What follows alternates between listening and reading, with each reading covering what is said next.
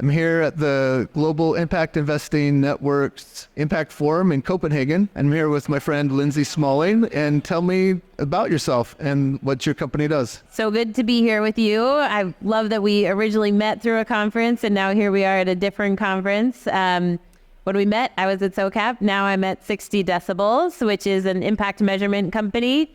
It's called 60 decibels because that's the average volume of a human conversation. How do you guys go about trying to deliver the impact you're about? We really believe that you can't understand impact without asking the people whose lives you're intending to impact. It's sort of amazing how many social impact reports, we feel like there should maybe be like a Surgeon General's warning on there to say no people were actually asked if their lives have been impacted. Because that extra step, like so much of the impact measurement and reporting really stops at the level of operational data or output data. It's sort of like, here's what we did, but it's not understanding, did it work? What could be better? And really the way to get that data is just to ask the people, who matter most, the people who are utilizing those products and services. So we have a network of researchers, about 1,000 researchers in 70 countries who speak 130 languages. So we're using local researchers in local languages, but primarily using phone surveys so that we can get that scale. And doing projects with companies where we're talking to a representative sample of their customers, usually like about 300 customers, gets us to 90% confidence that what we're hearing is representative of the larger group. And through those phone surveys, get a lot of quantitative data, qualitative data, really understanding their own perspective behind the impact they're experiencing. So we sometimes talk about it as sort of like a Goldilocks approach. It's like, what's the least you can do to get the most data, so that this can actually be something that more companies do. How does that end up being different than what they have been doing? Like, give me an example.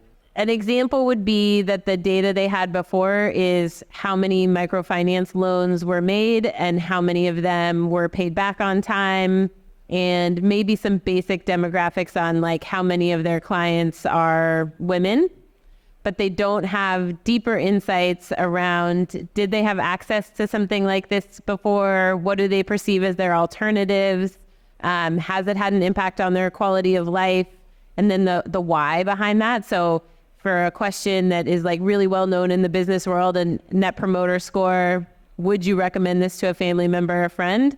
A lot of folks collect that. It's a sort of quantitative, easy to collect number. But asking that follow-up open-ended, you think about if you were doing that through an online survey, nobody fills out those big open white boxes. But when you have someone on the phone and you just say, and why? Like, why did this improve your quality of life? Or why would you recommend it to a family member or friend? Our team then goes through and codes those responses and pulls out those themes so that the company can really understand what's driving value, what are the top challenges folks are facing? And that's all new data for them.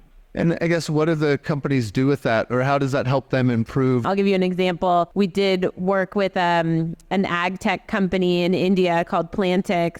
And what they're trying to solve for is that a lot of these smallholder farmers don't have a good understanding of like, if their crop gets a disease, what is the disease? What's the best pesticide to use for that? They may not even have access to those pesticides, whatever their local market is. So they have an app where they can take a picture of the plant and it will tell them, here's the disease it has, here's the recommended use. If you can't get access to this, here's some other solutions, etc. And they've really made the case to impact investors that the value of their solution is that it reduces the use of the wrong pesticides, and that it has greater crop output for the farmer, so it has increased economic yield. Well, when we ask the farmers what they value most about it, they like that it makes them smarter as a farmer. It helps them know how to do their job better. So it was really the educational value that the farmers saw the greatest benefit from. And so their UX team was like, well, we can put more of that in there. Like, we can orient the information we provide, or learn more or whatever, to just make sure that if they're really loving the educational insights. And that was something that was like pretty much a blind spot for them.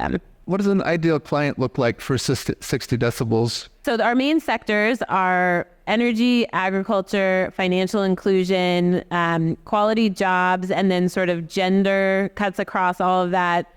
Disability cuts across all of that. A lot of our current clients are actually investors who are hiring us to work with their portfolio companies. The two things that I always say is, one, it works really well where humans can reliably speak to the impact that they're experiencing. There are a lot of great impact investments that are in things like alternative protein sources. There's really no human for us to talk to about the impact of alternative proteins. Like, the impact there is carbon reduction, it's other things. So if the impact is like where the impact is human lives and those humans can say, I used this, it had this impact on me, that's sort of where we're the best fit. And then we also are most useful where there's scale. So if you're serving, like, there's a lot of really amazing groups that I've talked to in the US who are working with really marginalized communities. They're often working with like 100 individuals at a time. And because in the US our response rates are something like 20 to 25%, it's probably not worth hiring us to end up talking to 20 to 25 of your customers. You might just want to try to figure out a way to do that yourself. But in emerging markets where they're dealing with like tens of thousands, hundreds of thousands of customers, to be able to get something within like 12 to 16 weeks that's a representative sample of hundreds of their customers, it's just like, we really solve that scale problem. Too much of the impact reporting is sort of this triangulation to impact. It's saying like, well, we made this investment that had this much output, and therefore we must be having positive impact in the world. And just that lack of importance of actually asking people if that is their lived experience and what could be better about it. And so much of the impact reporting is this very like upwards facing, like, I have to report to my investor who has to report to their LPs and is sort of extractive. How can this be more of a power shift to say, first, let's understand what the customer wants, and that can help the company do what they do better, that then can help the investor do what they do better. It's like more actionable. It's driving power down towards the folks who are systemically underserved, and just saying their voices need to be a central part of the decision making, ideally from sort of portfolio design and investment process. Like, how do we understand the challenges that need to be solved in the terms of the people, you know, articulating their own lived experience? But even in the case where maybe there has been a more top-down, we've decided this intervention based on this other data, et cetera, at least do that follow-up to say, okay, what worked about it? Where do we still have room to learn and improve? What's the biggest hurdle you face right now? The biggest hurdle is still that this isn't considered the norm. So like, these fund managers are doing pretty good on like working it into their policy statement and doing these various things. But when it gets to like actually understand your outcomes, it's like 10% of the verifications that have been done. What are you most excited about looking forward? So my personal sort of baby within 60 decibels is work that we've been doing in the United States for the last 3 years. We've really focused on listening to small business owners in the US, particularly understanding the differences in small business owner, their experiences, their access to capital, et cetera, when you segment that by gender, by race. And a lot of these things, we know the dynamics, the way the US has systemic racial and gender biases. But being able to have better data for the groups that are like CDFIs that are really set up to serve those communities, that's a whole system of community development financial institutions across the US designed to serve this. And they're right now, the only data they report is like the number of loans they made in certain census tracts. That tells them nothing about who are we reaching, what is the impact that is happening from these loans or these products, how can we better serve folks that are in sort of these financial deserts. And so just bringing what we've been able to bring to sort of the emerging markets impact investing scene to really add more knowledge and insight to our own challenges here in the US is something that I get pretty excited about. Why would an LP, a GP, or a portfolio company choose 60 decibels over other options?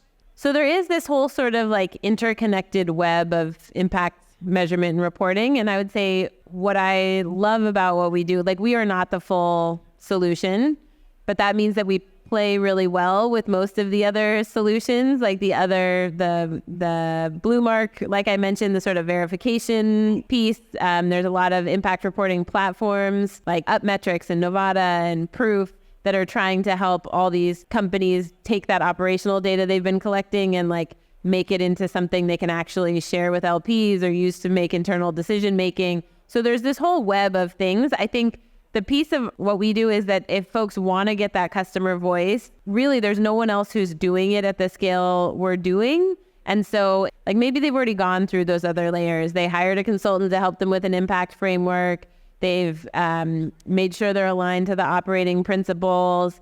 They've collected that operational data. But if they're still feeling like this still isn't really telling us what we want to know, in other cases, I think folks start with this because maybe it's their orientation that they really need, like to a better, maybe it's a fintech that grew really fast, doesn't have any impact reporting in-house or an impact measurement person or whatever, but they understand the value of customer insights. And then they get this data and it's the first time they really understood the impact they're having. You know, it can take you to sort of the punchline right away, you know? So in some ways it can like actually sort of jump the process to say, well, let's just listen to the people who matter most.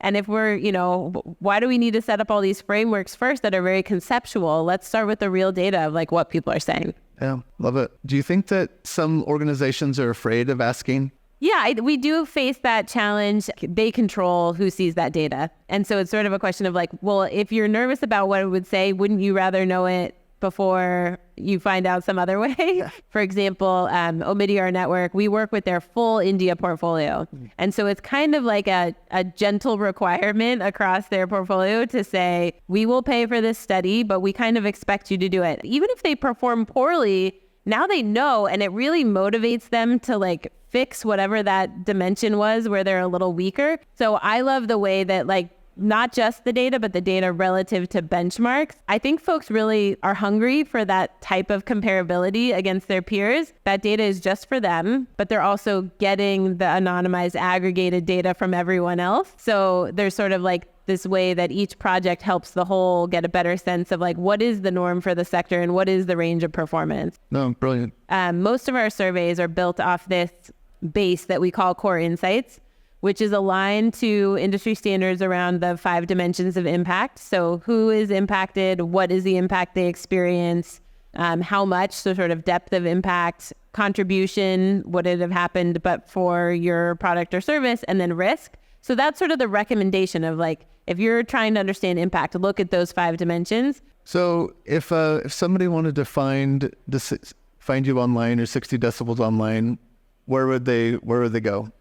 They would go to 60 and then Decibels, DECIBELS.com, which I would recommend because I think we have one of the coolest, most playful, fun sort of brands, and there's a ton of data on there. We post a lot of our sector level benchmarks. So if folks are curious to just learn more about what does that mean, and we show the companies we've worked with, et cetera, who's in that benchmark. So there's just a ton of data there for consumption. Different reports we've done with different folks. So we have a really fun newsletter that's called The Volume, which is some our work, but also just like interesting data facts that we find around the internet that our team likes. So lots of different ways to engage. Yeah, love it. Thank you so much for sharing. Thank you, Jacob. Catch up. Yeah. All right. See ya.